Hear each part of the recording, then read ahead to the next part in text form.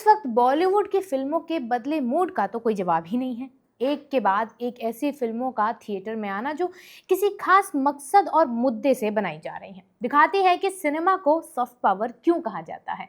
अभी कुछ वक्त पहले ही धुरंधर फिल्म के हैंगओवर से ऑडियंस बाहर ही आई थी कि अब एक नई फिल्म थिएटर में अनाउंस हो चुकी है जिसका नाम है चौहान। उम्मीद है कि टीजर आपने देख ही लिया होगा। अब टीजर आ गया है तो विवाद भी आएगा ही। वो क्या है कि आजकल हर फिल्म के साथ विवाद फ्री पैकेज में आता ही है। नहीं, इसलिए नहीं कि कोई बहुत बहादुरी भरा काम किया गया है फिल्म में, वो तो बस मार्केटिंग का एक नया टूल बन गया है। अब दिक्कत ये है कि यहाँ पर अजय देवगन की हिपोक्रेसी साफ दिखाई दे रही है। कैसे, यही आज हम जानेंगे, क्योंकि अभी कुछ वक्त पहले ही उनकी फिल्म सिंघम अगेन आई थी जिसमें कश्मीर को एक अलग तरीके से दिखाया गया था, और अब चौहान सामने आई है।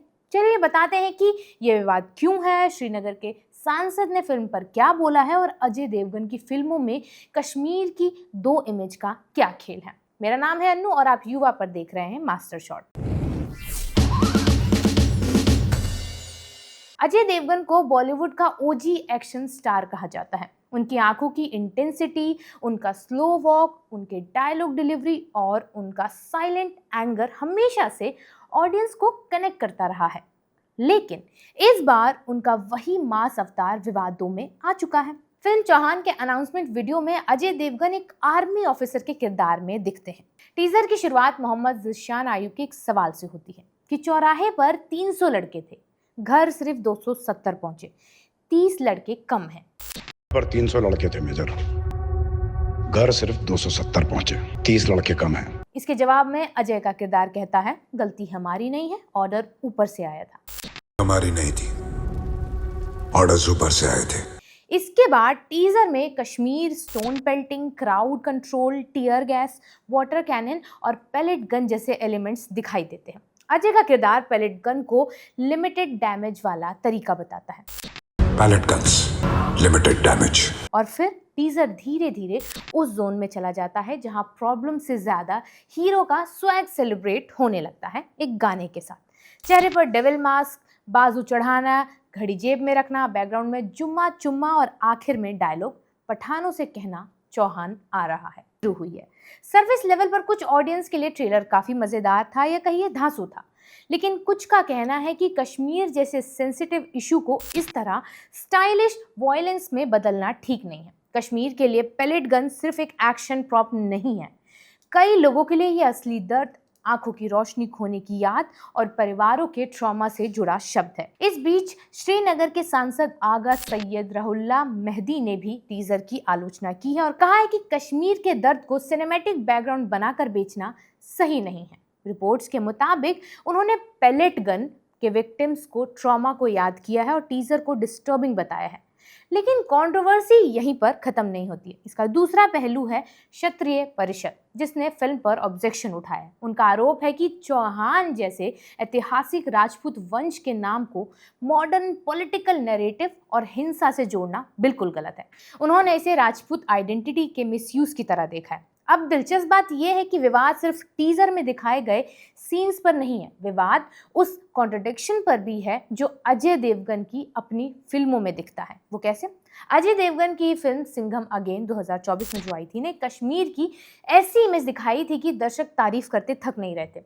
सिंघम अगेन की बिल्कुल शुरुआत में आतंकवाद मिटाने के मिशन पर निकला अजय का किरदार कश्मीर में लंबे चेस के बाद एक आतंकवादी यानी जैकी श्रॉफ के किरदार को अरेस्ट करता है।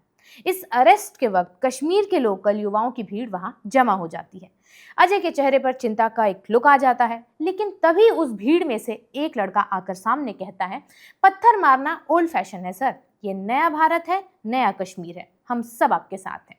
पत्थर मारना ओल्ड फैशन है सर, ये नए भारत का नया कश्मीर है, हम सब आपके साथ हैं। थिएटर्स में फिल्म देख रहे दर्शकों ने इस सीन को तालियों के शोर के साथ रिसीव किया था। एक दुर्लभ सिनेमैटिक मोमेंट में Singham again main stream cinema में कश्मीर की इमेज का वो नेगेटिव स्टीरियोटाइप तोड़ने में कामयाब हुई थी जो कश्मीरियों को हमेशा भारत के आतंकवादी विरोधी ऑपरेशन के खिलाफ दिखाते हैं। सिंघम अगेन में इस मोमेंट के लिए क्रिटिक्स ने डायरेक्टर रोहित शेट्टी की भी काफ़ी तारीफ की थी, लेकिन चौहान का टीजर फिर से उसी पुराने सिनेमैटिक टेम्पलेट पर लौटता हुआ दिख रहा है, जहां कश्मीर मतलब भीड़, पत्थर, टेंशन और फिर एक माचो हीरो जो सबको सबक सिखाएगा। यहीं से सवाल उठता है कि बॉलीवुड कश्मीर को आखिर देखना कैसे चाहता है, एक बदलते हुए समाज की तरह या एक परमानेंट कॉन्फ्लिक्ट जोन की तरह। सिनेमा को कहानी कहने का पूरा हक है।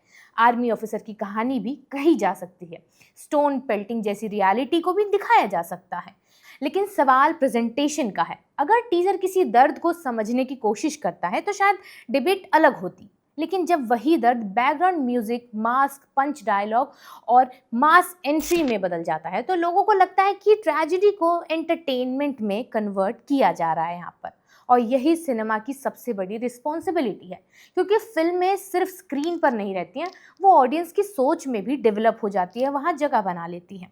अजय देवगन की इमेज इस कंट्रोवर्सी को और बड़ा बना रही है।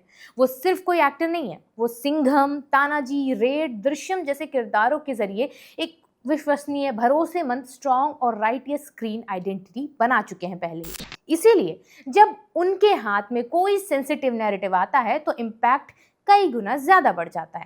फैंस के लिए ये लार्जर देन लाइफ सिनेमा हो सकता है, लेकिन अफेक्टेड कम्युनिटीज के लिए ये लिव्ड रियलिटी भी हो सकती है। अभी पूरी फिल्म आई नहीं है, सिर्फ अनाउंसमेंट वीडियो आया है, इसीलिए फाइनल जजमेंट देना जल्दबाजी होगी।